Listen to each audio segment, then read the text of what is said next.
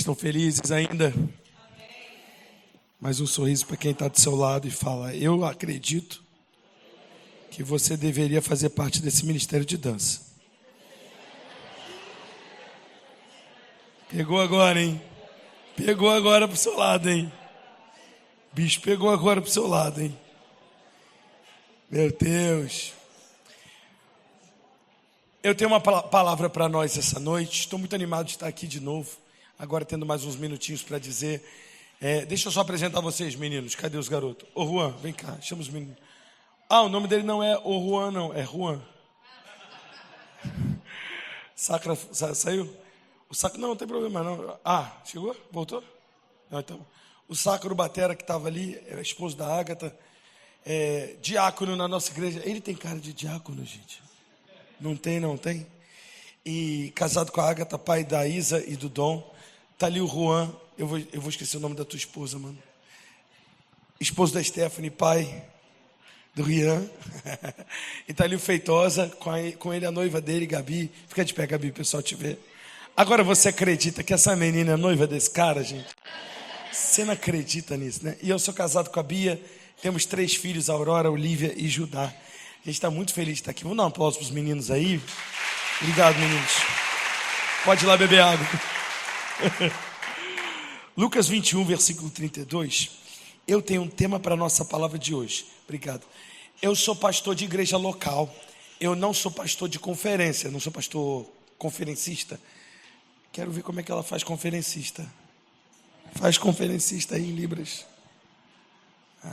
Maneiro, né? Então, eu não sou um pastor conferencista. Então, meu intuito aqui é que você saia daqui muito bem alimentado. Não necessariamente impressionado, mas muito bem alimentado pela palavra. Então, pega um caderninho, pega um papel, pode ser seu celular, para você anotar a palavra de hoje. Eu quero dar um tema para a palavra de hoje. O tema da palavra de hoje é: aqueles que amam a sua vinda. Quem aqui ama a vinda do nosso Senhor Jesus? Lucas 21, versículo 32. O Sacra está lá atrás, ó. Dá um tchauzinho, Sacramento. Nosso batera lá, diácono, está fazendo o curso de líderes, vai ser líder de célula lá na igreja em breve. Já liderou nossa juventude. Garoto bonito, te amo, Sacramento. O texto diz: Não precisa não. Se botar eu não vou conseguir pregar. Quem é desse também? Se botar um fundo musical, você... Ninguém? Obrigado, irmão. Eu também. Botou um pad e eu já... Lucas 21, versículo 32 diz assim: eu lhes asseguro que não passará essa geração até que todas essas coisas aconteçam. Você sabe que Jesus aqui estava falando da volta dele, do tempo do fim. Muita gente interpreta esse versículo errado e acha que Jesus estava falando daquela geração, da geração dos discípulos, e que não passaria a geração dos discípulos. Não. Mas Jesus estava dizendo: não passará essa geração que ver esses sinais até que venha. E aí versículo 33 diz: os céus e a terra passarão, mas as minhas palavras jamais passarão. Tenham cuidado para não sobrecarregar o coração de vocês com libertinagem, bebedeira e as ansiedades da vida. Interessante que libertinagem e bebedeira é pecado, mas as ansiedades da vida não são pecado. São coisas que vão tomando o nosso coração. A gente tem que se preocupar, porque agora eu tenho que trabalhar mais, porque... E aí o próprio Cristo faz o alerta: não deixe o coração de vocês sobrecarregar com isso. De maneira que aquele dia... Qual dia? Repete comigo: o dia do Senhor. De maneira que aquele dia venha sobre vós inesperadamente. O que Jesus está dizendo é: cuidado para não se distrair. E uma das técnicas de Satanás mais fortes não é te derrubar, é te distrair. E aí Jesus está dizendo: cuidado para Satanás não te distrair com as coisas dessa vida, de maneira que você fique tão ligado às coisas dessa vida e que você até esqueça que sua pátria não é aqui, teu lugar não é aqui, tua vida não é aqui. E aí ele vai dizer: olha, de maneira que aquele dia vos pegue de surpresa, ou aqui na minha versão, venha sobre vocês inesperadamente. É engraçado porque a gente sabe que Jesus vai voltar inesperadamente, mas para aqueles que servem ao Senhor, estaremos esperando. A gente sabe o dia e a hora, mas estaremos. A gente sabe o dia e a hora, mas estaremos Quantos aqui vão estar esperando quando ele voltar? Vamos dar um aplauso para Jesus. Meu Deus. E o texto, versículo 35 diz: porque ele virá sobre todos os que vivem sobre a face da terra. Estejam sempre atentos e orem para que vocês possam escapar de tudo que está para acontecer e estar em pé diante do Filho do Homem.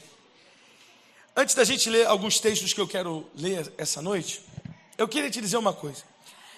A nossa vida aqui no mundo ocidente, e agora que o Brasil, por mais que o Brasil esteja passando por problemas, sempre está, mas o Brasil é muito melhor do que muito lugar no mundo, não é, gente? Então, agora que a gente tem um pouco mais de conforto, quem é que tem internet em casa? Quem é que tem um aparelho de ar-condicionado em casa? Quem tem 2? Quem tem 3? Ah, não é possível, irmã. Na sala, no banheiro e no quarto. Banheiro geladinho, onde deve ser um negócio benção, né, gente? Banheiro geladinho assim. A verdade é que a nossa vida é tão confortável, que eu acho que a gente parou de pregar sobre a volta de Jesus e sobre o céu, porque estamos anestesiados. Fala comigo, anestesiados. A gente está anestesiado, parece que a gente... E aí a gente ouve até umas piadinhas que não tem problema, são só piadinhas. Mas, por exemplo, a gente ouve um jovem falando assim: Jesus, volta logo, mas espera eu casar. Não tem problema, é uma brincadeira. Mas é uma brincadeira que às vezes revela onde está nosso coração. Eu quero terminar de fazer logo tudo isso, e quando eu me realizar, Jesus pode voltar. Só que não te ocorre que a volta de Cristo é a sua realização. É nesse grande dia que ouviremos dele. E quando eu digo dia do Senhor, teólogos afirmam, eu adoro estudar escatologia, a maioria dos teólogos afirma que o dia do Senhor não é um dia, mas é um espaço de tempo. Para os irmãos que são pré-tribulacionistas, por exemplo, é o espaço de tempo que todas as coisas se cumprirão. Para os irmãos que são depois da grande tribulação, vai vir um espaço de tempo que se chama o grande e temível dia do Senhor. E nesse dia, de acordo com a palavra, meu Deus do céu, ele enxugará de nossos olhos toda lágrima. Ele vai separar as ovelhas dos bodes e vai dizer para as ovelhas: vinde benditos de meu Pai, recebei a herança que vos preparei. Eu não sei você, mas a promessa de Deus é que tudo que foi feito encoberto será revelado. E a minha pergunta é, para você, isso soa como ameaça ou como promessa? Porque se tudo que eu fiz de bom e ninguém nunca me elogiou, e ninguém nunca apertou minha mão e falou parabéns, porque ninguém nunca viu o que eu fazia no secreto, o que eu fazia, a esmola que eu dava, a oferta que eu dava, o dízimo que eu dava, a ajuda que eu dava, ninguém nunca viu. E de repente Jesus vai mostrar aquilo tudo. Fala, uau, é claro que todo mundo aqui, sem exceção, tem coisas do que se envergonhar, sim ou não? Eu gosto de pensar, o juízo final, aquele telão de LED gigante, isso é uma heresia, mas é uma heresia boazinha. Um telão de LED gigante, mas eu gosto de dizer que quando chegar naquele momento que você sabe que vacilou, aquele negócio errado que você pensou, aquilo errado que você fez, e Satanás está assim, vai passar agora, vai vir uma mancha vermelha na tela. E alguém fala, não, no melhor momento do filme eu ia ver o que aconteceu. E alguém vai falar assim, não, foi apagado pelo sangue. Eu consigo imaginar o Satanás tentando trocar o pendrive. Bota outro pendrive aí, bota outro aí. Não, o vídeo não está passando, não está carregando. Infelizmente, não tem provas. O sangue do Cordeiro lavou o nosso pecado. Amém? Então, e o detalhe é esse. É que às vezes a gente acha, esses dias, e eu não quero entrar na discussão pós-tribulacionista, pré-tribulacionista, mas esses dias eu vi um cara falando com uma certa marra, e ele falando assim, o pré-tribulacionista é covarde, ele quer fugir da grande tribulação, porque nós aqui no Ocidente estamos confortáveis demais. É verdade, só que você tem que parar para pensar também, que tem um crente lá no Camboja. Como é que é Camboja? Faz Ásia.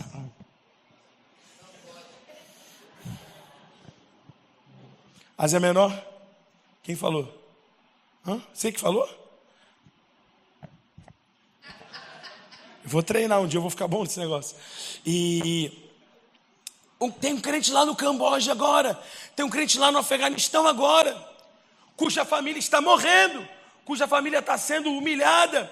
Tem gente dizendo para um pai, exatamente agora, dizendo: se você não negar Jesus, eu vou matar sua esposa e seus filhos na sua frente. Sua esposa vai ser violentada por 10 homens na sua frente se você não negar Jesus. Isso, e parece ser muito chocante para a gente, mas é a pura verdade. Enquanto isso, ela diz: amor, não nega Jesus, amor. Eu aguento, amor. Não nega Jesus. E aí eu tenho que pensar junto com você, que quando a gente estiver com o Pai, a gente também vai estar com esses irmãos, amém?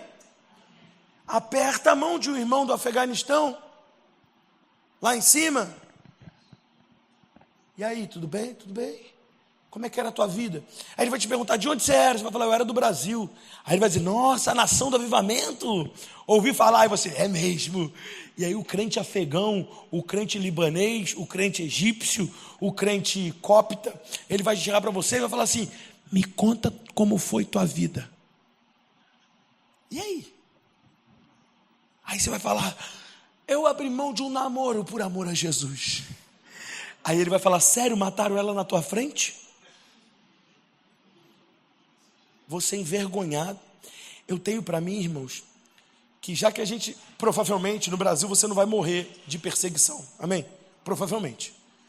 Então pelo menos vivamos de forma digna, para quando chegar lá a gente poder apertar a mão desse irmão de cabeça erguida e dizer: meu irmão, eu não tive o privilégio que você teve de morrer aos 16, nem de morrer aos 20, nem de ser um mártir por amor ao Evangelho. Pelo contrário, eu morri de velhice aos 90 anos de idade. Mas uma coisa eu posso dizer: toda a oportunidade que você não teve de pregar o Evangelho porque morava num país de perseguição, eu aproveitei enquanto tinha num país de liberdade. Eu fiz o teu sacrifício, meu irmão, vale a pena lá na minha vida no Brasil. Então, quando Jesus voltar, meu irmão, muitas coisas vão se encaixar. A volta de Cristo é iminente. 2 Timóteo capítulo 4, pega a sua Bíblia comigo aí no seu lugar. O apóstolo Paulo diz, versículo 5. Paulo falando com o filho dele na fé, Timóteo: você, porém, seja moderado em tudo. É porque os versículos anteriores, Paulo fala de como o mundo ia estar estragado. É aqui antes que ele fala, por exemplo, eles não suportarão a sã doutrina, terão coceira nos ouvidos. E aí Paulo agora fala: tu, porém, Paulo está falando igual sua mãe falava: você não é todo mundo. Então Paulo está dizendo: todo mundo vai estar assim. Tu, porém, seja moderado em tudo, suporte os sofrimentos, faça a obra de um evangelista, cumpra plenamente o seu ministério. Eu já estou sendo derramado como oferta de bebida, está próximo o tempo da minha partida, combati o bom combate, acabei a carreira, guardei a fé. Agora me está reservada a coroa da justiça, que o Senhor, justo juiz, me dará naquele dia. E não somente a mim, mas todos aqueles quanto amam a sua vinda. Quem é que ama a vinda de Jesus? E isso é perigoso, porque assim, a gente levanta a mão: eu amo a vinda de Jesus. Ama mesmo. Ama mesmo, porque a gente vem numa maranata. Maranata, volta logo. Você quer mesmo? Quer ver? Eu vou te fazer um exemplo. Quem aqui, se dependesse de você, Jesus podia voltar amanhã? Levanta a mão aí. Diminuiu a mão, hein, gente? Peraí. Porque eu tinha falado: quem aqui ama a volta de Cristo? Todo mundo levantou a mão. Quem aqui, Jesus pode voltar amanhã? Ok, continua com a mão levantada. Mas quem aqui está de mão levantada, mas tem um parente não crente ainda? Eu vou repetir a pergunta: você quer que Jesus volte amanhã mesmo? Peraí, pastor. Tem gente dizendo: quero, não vale nada, aquele meu tio. Volta logo, pode voltar, Jesus. Senão ele vai ter a segunda chance, é pior. Mas eu quero, Senhor, eu quero. Então assim, eu creio muito que a gente está anestesiado demais. Nossa vida, sei lá, está muito boa, está muito prazerosa. A gente não está tendo noção do que está acontecendo ao redor do mundo. Que nós no Brasil, os crentes sem perseguição no mundo, são exceção à regra, tá?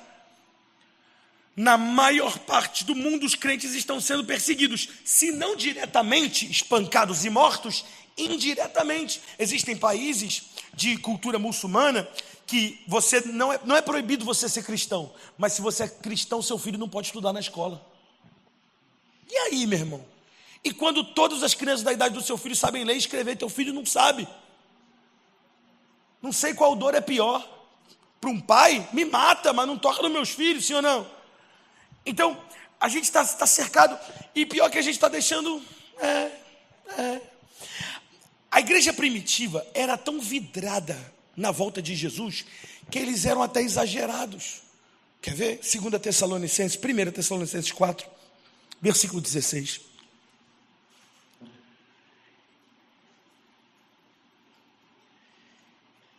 Eu vou voltar um pouquinho, porque se eu for no 16 direto, eu não te mostro a parte. Deixa eu voltar uns versículos aqui. 1 Tessalonicenses 4. Versículo 1.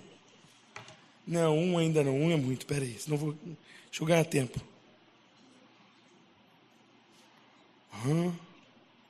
13, pronto. 13. Isso aqui é muito bom. Irmãos, não queremos que vocês sejam ignorantes quanto aos que dormem. Aos que dormem é o que, gente? Os que morreram. Para que não se entristeçam como outros que não têm esperança. Vou ler o restante do texto e vocês vão entender. A igreja de Tessalônica era tão vidrada na volta de Jesus. E eles achavam tanto que a volta de... Meu Deus, Jesus... Eles eram tão vidrados na volta de Jesus que eles acreditavam que se alguém morresse e Jesus não voltou, aquela pessoa perdeu Jesus. Poxa, não vai ver Jesus voltando. Aí Paulo teve que fazer uma correção, explicar para eles, versículo 14. Não, se cremos que Jesus morreu e ressurgiu, cremos também em Deus, que por meio de Jesus trará com eles aqueles que nele dormiram. 15. Conforme a palavra do Senhor, dizemos a vocês que nós, os que estivermos vivos, ou seja, quando Jesus voltar, nós os que estivermos vivos, os que ficarmos até a vinda do Senhor, certamente não precederemos os que dormem. Como que diz, a gente não vai e eles ficam porque morreram. Não, pelo contrário. Porque dada a ordem com a voz do arcanjo e o ressoar da trombeta de Deus, o próprio Senhor descerá dos céus e os mortos em Cristo ressuscitarão primeiro. Próximo versículo. 17, depois nós, os que estivermos vivos, seremos arrebatados com ele nas nuvens para o encontro com o Senhor nos ares, e assim estaremos com o Senhor para sempre. O que eu quero te mostrar nesse texto é que a igreja de Tessalônica errava para mais, a igreja brasileira erra para menos. A igreja de Tessalônica era, não, Jesus vai voltar, meu irmão, Jesus vai voltar. Tem um documento da igreja primitiva lá dos primeiros séculos chamado Didaquê. Quem já ouviu falar do Didaquê? Didaquê foi a primeira, eu vou falar assim, você vai entender. Foi a primeira revistinha de escola bíblica dominical que os apóstolos fizeram. De acordo com o registro, foram a segunda geração de discípulos, ou seja, os discípulos dos apóstolos, que resolveram criar um Didaquê, que é como se fosse um manual do novo convertido. Muito interessante, procura quando você chegar na sua casa, Didaquê. Inclusive no terceiro século, o Didaquê foi discutido para ser um dos livros da Bíblia, de tão interessante que ele era, de tão poderoso, E aí no Didaquê, os discípulos dos apóstolos diziam isso, que não adiantará nada você ter vivido uma vida inteira fiel, se no dia do Senhor você não estiver preparado. Isso aqui é muito forte, gente. Isso aqui é muito poderoso, meu Deus do céu. Isso tem que instaurar em nós duas coisas: amor, mas também temor. Temor. Nosso Jesus vem, eu quero que ele volte. É isso, pastor. Mas vamos levar a sério 3 mentiras que eu gostaria que você escrevesse sobre a volta de Cristo, por favor. Pega seu papelzinho aí. 3 mentiras. A primeira mentira que falam, anota por favor, é que a volta de Cristo não é literal. Você deve estar pensando, pastor, quem é o bobo que fala uma coisa dessa? É só você abrir seu Instagram, está cheio. Esses dias eu ouvi uma episcopisa. Sabe o que é episcopisa, né? É uma bispa, é porque no Brasil o pessoal fala bispa, né? A palavra certa é episcopisa de uma igreja europeia, falando que a volta de Jesus não é a volta de Jesus, é a volta do amor. É a volta da aceitação, da igualdade. E tudo isso é bom, igualdade é bom, amor é bom, mas Jesus é bom. Vamos lá, gente. Tudo isso é bom, mas Jesus é melhor. Minha filha, esses dias eu postei no Stories, minha filha estava explicando, minha filha adora escatologia, minha filha tem 7 anos, ela adora escatologia. Papai, quando Jesus voltar? Aí ela chegou esses dias na casa da minha mãe e falou assim: vovó, você sabe por que as ruas no céu são de ouro?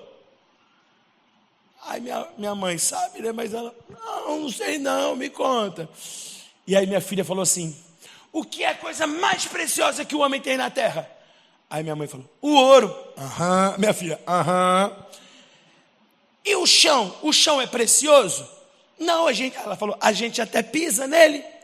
No céu, a presença de Deus é tão preciosa que a coisa mais preciosa que a gente tem na terra, no céu, é só chão.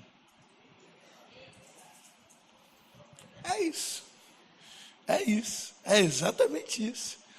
Jesus, em João capítulo 14, diz: não se turbe o vosso coração, crede em Deus, crede também em mim. Na casa de meu pai há muitas moradas. Se não fosse assim, vos teria dito, porque vou preparar-vos um lugar. Eu irei, mas voltarei e vos levarei para mim mesmo, para que onde quer que eu esteja, estejais vós também. Meu Deus do céu, que promessa!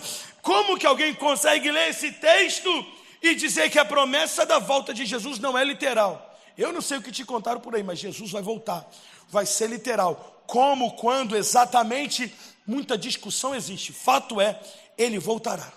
Segunda mentira, anota por favor, que muitos falam sobre a volta de Jesus, é que a volta de Jesus não seja eminente. Anota, eminente. O que é eminente? Alguém sabe? A qualquer momento. Eminente não quer dizer daqui a pouco. Ok? Porque daqui a pouco é daqui a pouco. Então Jesus vai voltar agora. Jesus vai voltar agora? Talvez não. Eminente é a qualquer momento. Não tem nada que precede, nada que aconteceu. Então, voltou, hein? Não é. É claro que existem sinais, mas esses sinais, Jesus já disse, é só o princípio do fim. Quer dizer, não é: oh meu Deus, aconteceu uma guerra, viu rumores de guerra, agora com um papa novo, né? Não, porque os 7 papas, e papapá, o 7º papa, não que eu não acredite, aliás, não acredito, mas não que não possa, pode ser que um dia um cálculo desse dê certo, né? Pode ser que, fato é que o dia e a hora, ninguém sabe, ou seja, é iminente. Eu gosto de brincar que eu não sou pré-tribulacionista, pós-tribulacionista, meso-tribulacionista, não sou amilenista, não sou pós-milenista, não sou pré-milenista histórico, eu sou eminentista. A volta de Jesus é a qualquer momento e todos os discípulos da igreja primitiva criam assim. Todos, não existe exceção. Todos os apóstolos criam que a qualquer momento Jesus poderia voltar. Paulo, nesse texto, inclusive, ele fala assim: nós, os que sobrevivemos, ele achava que talvez ele pudesse sobreviver. Na mente dele, ele dizia: não, talvez, pode ser que sim, pode ser que não. Quer dizer, e hoje a gente olha para trás e fala assim: Paulo, você viveu 2000 anos atrás, você achava que estava chegando? Será que está chegando, gente?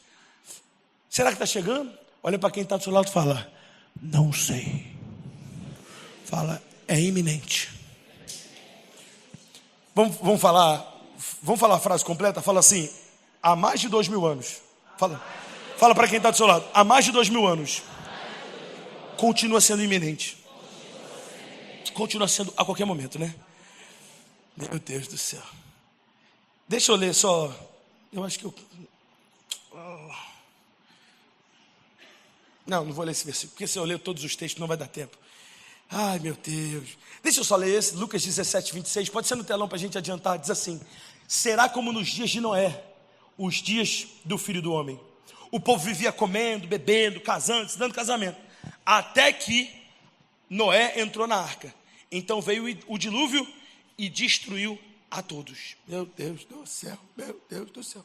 Terceira mentira que falam sobre a volta de Jesus, se você quiser anotar, por favor, é que a volta de Cristo não seja definitiva. Se Jesus voltar, eu supondo que exista o arrebatamento, eu assim creio, mas aí a gente discute outro dia. Quando Jesus voltar, eu vou ver que foi aquilo que minha avó me ensinou e eu vou me arrepender. Hebreus capítulo 9, versículo 27 diz: da mesma forma como o homem está destinado a morrer uma só vez, e depois disso encarar o juízo. Posso te falar uma coisa? Talvez Jesus não volte para a sua geração, mas Jesus voltará para todo o ser humano, seja através da sua morte, ou seja através da volta dele. Jesus vai voltar para você. E a volta dele será definitiva. Não, depois E pior que a igreja brasileira vive um sincretismo. Parece que as pessoas montam a própria religião. Você já deve ter ouvido alguém dizer isso. Ah, não, eu creio em Deus, mas eu não vou na igreja não, porque eu pego um pouquinho de cada religião. Já ouviu alguém falar? O que ele faz? Ele faz um Frankenstein. Ele fala assim: eu tomo ceia na igreja, mas eu acredito na reencarnação, e eu boto um negocinho de arruda do centro lá em casa para dar boa sorte. E eu uso um cordãozinho de São alguma coisa que minha prima me deu, e eu uso um abadá de não sei o quê, e eu como uma comidinha consagrada, e eu tenho um doce de Corme Damião que me ajuda na hora que eu preciso. A gente ri, mas é assim mesmo, gente. E parece que as doutrinas que não são bíblicas nos atraem, tipo, pastor, eu creio na Bíblia, mas assim, a reencarnação é muito interessante. Não é? Então assim, a volta de Cristo, número 1, é literal. Número 2, é iminente. E número 3, é definitiva. Meu Deus. Posso te falar mais uma coisa? Vamos ver se eu consigo ler mais um texto que eu separei. Esse texto que eu gostaria de ler. 2 Pedro 3, versículo 1. Esse texto é maravilhoso. Oh, meu Deus. 2 Pedro 3, 1. Pode colocar lá. Esse capítulo é todo sobre a volta de Jesus. Amados, até essa hora é a segunda carta, até agora é a segunda carta que escrevo a vocês. Em ambas, procuro despertar-lhes a memória para que, com uma mente íntegra, recordem isso. Quando eu chegar no final, você já pode passar outro. As palavras proferidas no passado pelos santos profetas, o mandamento do nosso Senhor Salvador e os apóstolos que ensinaram a vocês. Antes de tudo, saibam que, nos últimos dias, surgirão escarnecedores que zombam e seguem os seus próprios desejos impuros. Eles dirão: o que houve com a promessa da sua vinda? Ué, Jesus não ia voltar? Voltou não, hein? Mais um ano acabando, né? Desde que seus antepassados morreram, tudo continua como desde o princípio. Tipo, sua avó dizia isso, seu tataravô dizia que Jesus ia voltar, e cadê que Jesus voltou? Versículo 8, para a gente adiantar. Não se esqueçam disso, amados. Para o Senhor, um dia é como 1000 anos, e 1000 anos como um dia. 9, só um minuto. De novo, pergunta: quem aqui, às vezes já passou pela sua cabeça, Jesus está demorando um pouquinho, vou ser sincero, vai. Obrigado pela sinceridade. Tem um irmão que levantou assim, ó. Obrigado. Poxa, 2000 anos, gente. Não parecia que ia ser isso tudo quando Jesus falou, né? 2000 anos. Lembra da pergunta que eu fiz? Quem quer Jesus volte amanhã? Mas e seu pai não é crente? Versículo 9. O Senhor não está demorando para cumprir a promessa, como julgam alguns. Ao contrário, Ele está sendo paciente. Isso aqui, meu irmão. Isso aqui, meu irmão. Isso aqui, meu irmão. Isso aqui. Ele está sendo paciente com vocês, não querendo que ninguém pereça. Jesus fala para o pai: posso ir agora? O pai fala: segura um pouquinho, se você for agora, fulano. E agora? Segura um pouquinho. E está nessa 2000 anos. É óbvio que essa minha ilustração é uma brincadeira. A onisciência de Deus sabe, óbvio. Mas assim, está nessa 2000 anos, do pai dizendo: não, espera, filho. Espera. Pai, por que está demorando tanto para você me deixar descer? E o pai está falando: porque eu não quero que ninguém se perca. Ninguém poderá reclamar. Esses dias eu preguei na nossa igreja sobre o processo de salvação, como Jesus nos salva. Falei de expiação, propiciação, justificação, regeneração, santificação e glorificação. O processo todo de salvação que Deus faz na vida do homem e de transformação que Jesus faz na vida do homem. E aí eu falava que às vezes surge na cabeça das pessoas a pergunta, né? Por que um Deus de tanto amor mandaria alguém para o inferno? Na verdade,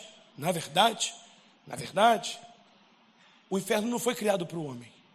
A Bíblia diz que o lago de fogo foi criado para Satanás e seus demônios. Só que ele é como um terrorista, um homem bomba, que ele diz, eu morro, mas eu vou levar um monte comigo. E ele quer te arrastar para um lugar que não é para você. Então assim, a má notícia, o inferno é verdade. A boa notícia, ele não foi feito para você nem para sua família. Isso significa que o inferno, na verdade, é o mais distante que alguém pode estar dos atributos de Deus. Deus é bom, longe dele, maldade. Deus é justiça, longe dele, injustiça. Alguém vai dizer, mas Deus é onipresente. Mas os atributos de Deus não. Deus não manifesta seus atributos em todo lugar. Enquanto no céu ele estará manifestando sua graça e bondade, no inferno ele estará manifestando sua ira. Isso é seríssimo. E aí, o apóstolo Pedro vai explicando. Ele não quer que ninguém pereça. Versículo 10. No entanto, o dia do Senhor virá como um ladrão, de novo, iminência. Os céus desaparecerão com um grande estrondo, os elementos serão desfeitos pelo calor e a terra e tudo que nela houver ficará exposta. Visto que tudo será destruído dessa forma, que tipo de pessoas é necessário que vocês sejam? O que Pedro está dizendo é, já que a tua casa um dia vai ser destruída, como que tem que ser a tua relação com os bens que você possui? Já que seu carro um dia vai ser derretido. Quem é que gosta do carro que tem? Deus vai tirar, hein? Levanta a mão. Fala. Quem aqui está pensando, gostar é uma palavra muito forte, pastor. Obrigado. Quer dizer, eu estou satisfeito, estou feliz, vai gostar. Aí, você gosta do carro que tem. Aí Pedro está dizendo assim, se teu carro um dia vai ser perdido, quem é que gosta do emprego que tem? Se teu emprego um dia vai ser perdido, quem é que gosta da casa onde mora? Se tua casa vai ser perdida, se tudo que você tem, quem é que gosta do cartão de crédito do seu marido? Levanta a mão.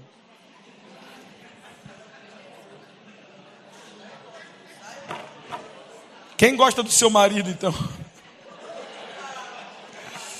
O cartão, 20 mulheres levantaram a mão. Aí, do marido, 3 mulheres levantaram a mão. O que Pedro está dizendo é, já que um dia você vai perder tudo mesmo, que tipo de gente a gente tem que ser? Eu respondo, ele fala, vivam de maneira piedosa. Eu vou traduzir para os nossos tempos, gente desapegada. O crente pode ser rico. Alguém diz amém? Mas ele não é apegado a dinheiro. Deus, como é que Jó falou? Deus deu, Deus tomou. Bendito seja o nome do Senhor. Ah, mas Deus tomou. Como é que Paulo disse? Eu sei estar na abundância. Me bota numa festa, num banquete, eu sei comer canapé, sei comer lagosta, sei comer caviar, sei comer camarão, sei comer bacalhau, mas sei fazer um ovo frito como ninguém. Essa é a versão super atualizada, né? Versão super atualizada. Sei comer escargot, mas também sei comer miojo, aleluia. E Paulo dizendo, aprendi a estar contente em todas as coisas. O que significa contente? Satisfeito. Mas eu quero ter uma palavra que é melhor. Eu gosto de pensar assim, contente vem de contentar. Tipo, se contente com isso. Contente é contentado. O que eu tenho me basta. Sabe a melhor maneira de ler o Salmo do pastor? Salmo 23. O Senhor é meu pastor e nada me faltará. Tem inclusive algumas versões em inglês que vem, The Lord is my shepherd. The Lord is my shepherd. And I shall not want. Que significa, eu não vou querer nada. O Senhor é meu pastor e eu não sinto falta de nada. A gente vê isso no próprio Éden, quando Deus cria Adão. Adão pediu alguma coisa para Deus? Adão pediu mulher para Deus? Não. Quem que teve que ver que Adão ia precisar de uma mulher? Foi o próprio Deus. Viu Deus que não era bom que o homem ficasse só. Em outras palavras, na presença de Deus você não sente falta de nada. De nada. Deixa eu caminhar para o fim da minha palavra. Combinado, hein? Isso aí foi combinado. Anota, por favor. Eu vou falar 5 coisas e eu encerro, tá? Duas primeiro. As duas maiores heresias do nosso tempo são facilmente combatidas com a verdade da volta de Cristo. Quais são as duas maiores heresias do nosso tempo? A teologia liberal progressista e a teologia da prosperidade. Porque a teologia da prosperidade diz: o que importa é o que Deus pode te dar aqui e agora. Só que se Jesus vai voltar e tudo que a gente tem será perdido, não vale a pena juntar tesouros na terra, mas vale a pena juntar tesouros no céu, como o próprio Jesus já tinha dito. Aliás, a teologia da prosperidade do jeito herético é tão boba, né, gente? Então você fica assim: não acredito, não é possível. O próprio Cristo falando: não ajunteis tesouro na terra, onde a traça e a ferrugem corrói e o ladrão rouba, mas ajunteis tesouros no céu. Jesus falando: não atente para as coisas que se veem, porque as que não se veem são eternas. Paulo falando, aliás, porque as coisas que se veem são eternas. Então, ok, a teologia da prosperidade é facilmente combatida com por exemplo, oh meu Deus, já que você tirou a câmera eu vou descer, depois é que eu tenho que terminar rápido. Nenhuma igreja neopentecostal focada na teologia da prosperidade prega uma mensagem sobre a volta de Jesus. Porque se esse cara perder a ganância, ele sai daquela igreja. Estou falando mal de igreja nenhuma, estou falando mal de coisa que parece igreja, mas não é. Amém, irmãos? Porque você vai ficar rico, você vai ficar milionário. E pai, o cara, E se o pastor depois falar assim: e Jesus vai voltar e você vai perder tudo? O cara, não gostei não. Meu irmão, você quer converter um cara que está mergulhado na teologia da prosperidade, dá a volta de Cristo na cara dele. Tum, tum, tum. Aí ele vai: peraí, se Jesus vai voltar. E a outra que eu falei é a teologia liberal, a teologia progressista, que desmonta quem Jesus foi. Esses dias eu ouvi um pastor, entre aspas, pregando na internet e dizendo assim: Jesus, ele falando, ele é até bonito que ele fala assim: não é a morte de Jesus que nos salva, mas é a vida dele. A vida dele foi tão bonita, tão maravilhosa, tão poderosa, que os opressores daquele tempo quiseram silenciá-lo e o mataram por isso. Sabe o que isso faz de Jesus? Uma vítima. Isso faz de Jesus, e ele diz mesmo: Jesus não morreu por nós, ele foi morto por nós. Entendeu a diferença? Ele foi assassinado. Eu falei: o quê? Jesus chegou e disse para Pilatos: ninguém tira a minha vida, eu a dou. Não tem autoridade nenhuma que você tenha, Pilatos, que meu pai não tenha te concedido. O texto diz que quando os soldados foram buscar Jesus no Getsêmani e disseram: quem é Jesus? Quando Judas foi beijá-lo, ele respondeu: sou eu. E os soldados caíram. Esse é um texto que só está em um dos evangelhos, então tem muita gente que não vê. Jesus caiu. Os soldados, no chão. Eu sou. Então Jesus não foi vítima de nada. Jesus entregou-se a si mesmo. Então a teologia progressista é essa ideia. Aí esses dias eu ouvi outro cara falando que Jesus na verdade não andou sobre as águas. Ele andou sobre tudo que mata o homem.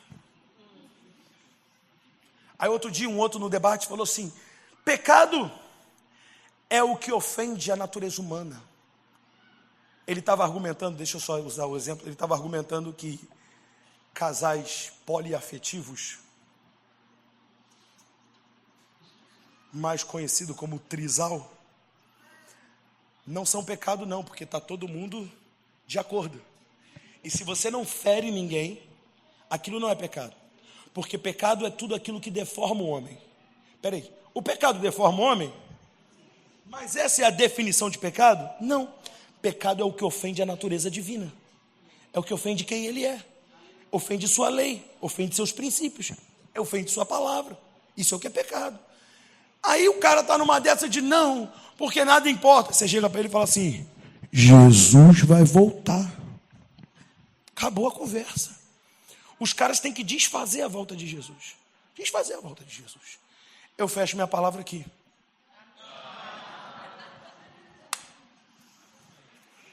Só existem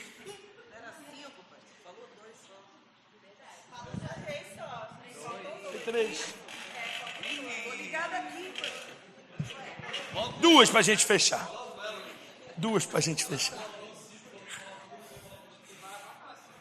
Quem fala 4, fala 5, fala 6, fala 7.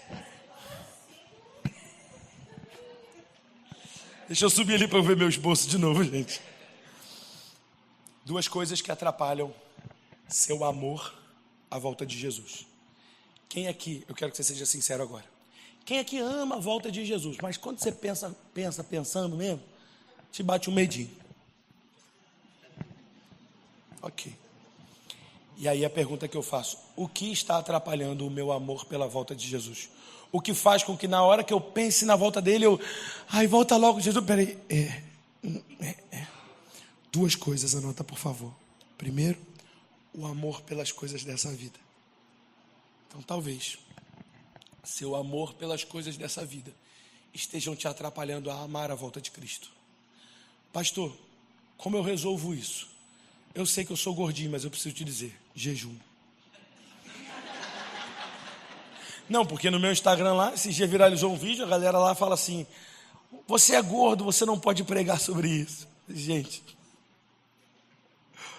eu sei que essas coisas não é para falar, mas ontem eu fiquei do almoço de ontem até o almoço de hoje, sem comer nada, mas aí não, é porque eu sou gordinho, mas é verdade, o jejum. Jejum é a ferramenta que Deus te deu para matar a sua carne e vivificar teu espírito.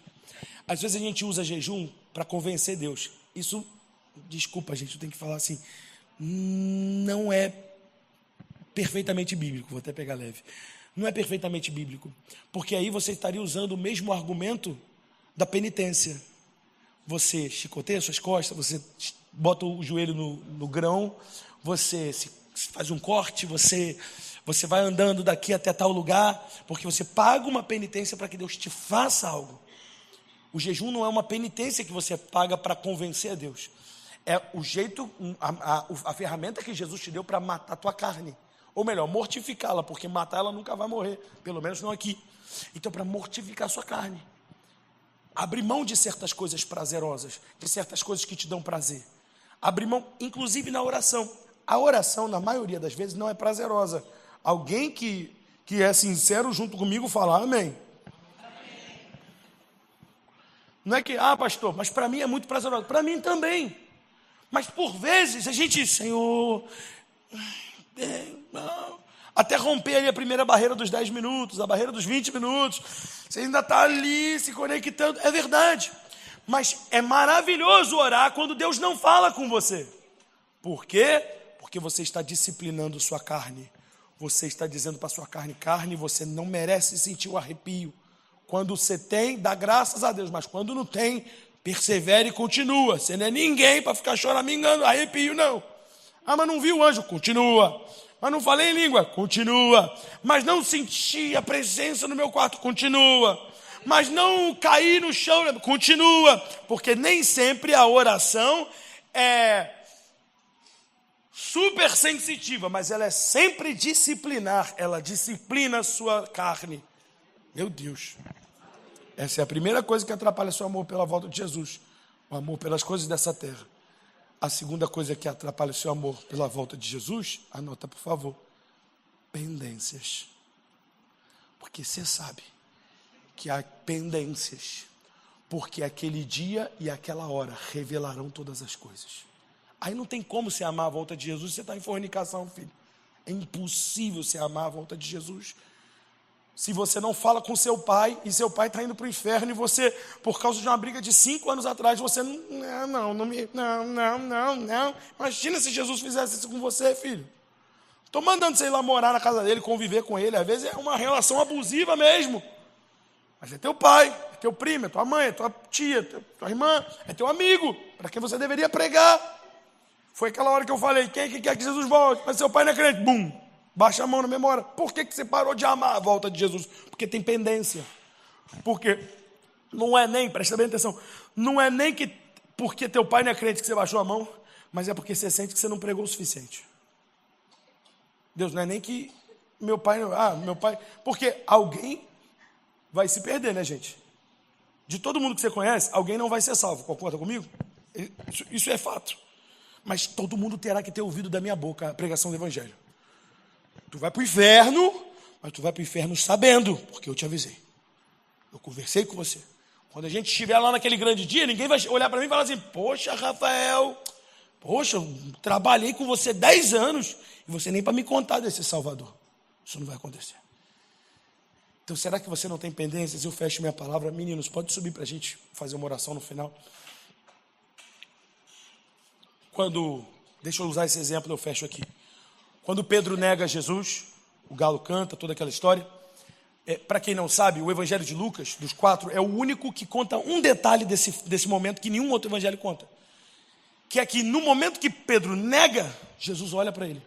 Esse é o detalhe que está ali, que não está nos outros evangelhos. Então, Pedro fala: eu não conheço Jesus. E Jesus, que estava sendo julgado, ele... Aí tu imagina a vergonha de ser pego com a boca na botija, de calças baixas, como dizem por aí. Você pegou... Esses dias eu compartilhei com você, Sacra.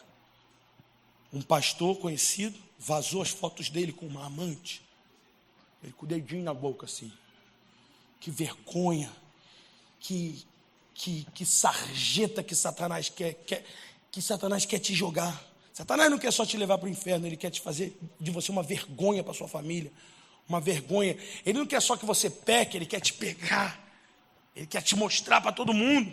E pior, dias antes, Jesus tinha falado com Pedro: Pedro, Satanás me pediu para ir andar com você, para peneirar você, como quem peneira trigo, mas eu intercedi ao Pai em seu favor.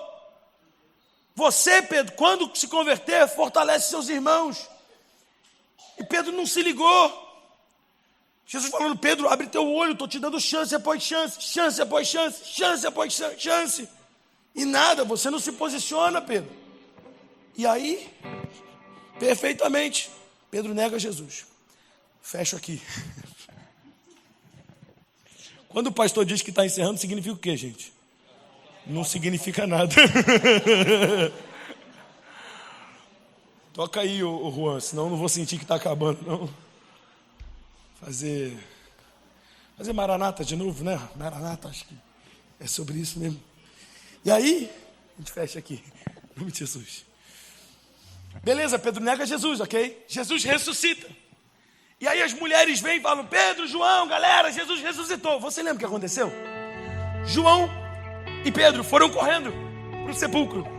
O texto diz que João saiu primeiro, mas Pedro correu mais rápido e ultrapassou ele e chegou até o sepulcro antes de João. Por que Pedro estava com tanta, um pouquinho mais baixinho? Por que Pedro... A culpa é dele, eu sei. A culpa é do Godinho. O sobrenome dele é Godinho, mas é meio gordinho aí. Então assim, por que Pedro saiu correndo para conversar, para chegar em Jesus antes dos outros? Porque Pedro tinha uma pendência. João estava vindo atrás e Pedro queria chegar. Jesus, ressuscitou, né? Então, João está chegando aí. Mas deixa eu falar um negócio. Aquele dia lá, foi mal, cara. Foi mal, eu não queria. João chegou: ô João! Porque Pedro era o cara da aparência. Por dentro ele era um covarde, mas por fora ele tinha que mostrar que era o cara. Só que Jesus, quando Pedro chega, Jesus não está lá. Quando Jesus aparece de novo pela terceira vez em João 21, você vai lembrar: Pedro, João e Tiago estavam no barco pescando de novo. Não pescaram nada a noite inteira de novo. E Jesus aparece na praia de novo. E aí tem a pesca maravilhosa de novo, igual Lucas 5. E aí quando João fala: é o mestre, o que a Bíblia diz que Pedro faz? Alguém lembra? Se atira na água, vai nadando. Por quê? Ele tinha uma pendência. Quem tem uma pendência tem pressa. E se a volta de Jesus é a qualquer momento, e você tem uma pendência, você deveria fazer o que Pedro fez. Corre. Jesus, deixa eu resolver isso aqui logo, Jesus. Jesus, deixa eu... Jesus, toda hora que pregam sobre a volta de Jesus me dá uma angústia, porque eu tenho uma pendência, Jesus. Tem que bater um papo contigo antes de você voltar, Jesus. E quem sabe hoje mesmo Deus está te dando a oportunidade de resolver uma pendência que você tem com Ele. Quem sabe é porque você está andando longe dele. Quem sabe porque mesmo perto dele, mesmo dentro da igreja, você tem lidado com um pecado com o qual você não consegue vencer. Você não está conseguindo vencer. Não estou dizendo nem que você soltou o freio e não.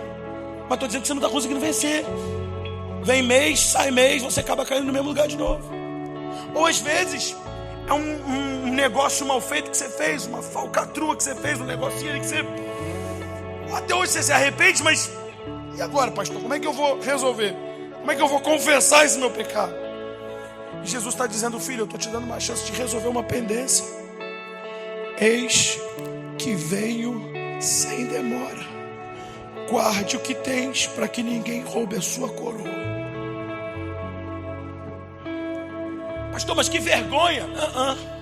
Que vergonha é no dia do Senhor. Todo mundo sempre achou que você era crente. E no dia ele vai falar assim, não, você vai para o lado dos bodes. Vergonha vai ser nesse grande dia que teu filho disser, ué papai, mas você não era diácono, papai, mas você não era líder na igreja, mamãe, por que eu fico desse lado e você do lado de lá? Isso é vergonha. Vergonha agora não tem nenhuma, meu irmão, porque todo mundo aqui tem histórias das quais não gosta nem de lembrar e que o sangue de Jesus apagou. Mas se a gente tiver pendência, filho, número 1, a gente não ama a volta de Jesus, a gente não consegue desejar a volta de Jesus. E quando ela chegar, meu irmão, meu Deus, posso te dar um consolo? Se você confessa, a palavra de Deus diz assim, quem confessa seu pecado e abandona, alcança misericórdia. Misericórdia. Misericórdia. Naquele grande e glorioso dia do Senhor, Ele vai enxugar dos nossos olhos toda lágrima. Eu acho que a frase que Ele vai dizer quando enxugar dos nossos olhos é: acabou. Sabe aquela frase bem? Acabou. Jesus, mas eu sofri tanto. Meu marido não valia nada. Eu era pobre. Eu tive câncer. Eu perdi um bebê num aborto. Eu sofri por um abuso. Eu passei por um abuso. Eu passei por um relacionamento tóxico. Pastor, eu tive fome e eu não tinha o que comer na minha casa. Olha, minha casa eu comi o pão que o diabo amassou a minha vida inteira, Jesus. E Ele vai dizer: acabou. Filho, vale a pena sofrer tudo para naquele dia poder ouvir da boca dele: servo bom e fiel, foste fiel no pouco, sobre o muito será colocado. Deixa eu fazer uma oração, por favor. Todos sentados. Se você sente que você tem alguma pendência com Deus, só você sabe qual é a pendência. Pode ser uma coisa gravíssima, pode ser uma coisa simples. E você não deveria ter vergonha de se encaixar no mesmo lugar que seus irmãos. Às vezes tem um irmão seu que está em adultério, mas você não é adulto. É uma coisa simples, é uma coisa que mas o Espírito Santo está falando com você. Você tem uma pendência a ser resolvida. Enquanto todos fecham os olhos, você que tem uma pendência a ser resolvida com o Senhor, fica de pé agora, eu quero orar por você. Faça como Pedro: eu vou correr, Senhor, eu vou correr. Eu não quero ser impedido de amar a volta de Jesus por causa de uma pendência. Eu não quero ser impedido de amar a volta de Jesus por causa de uma pendência.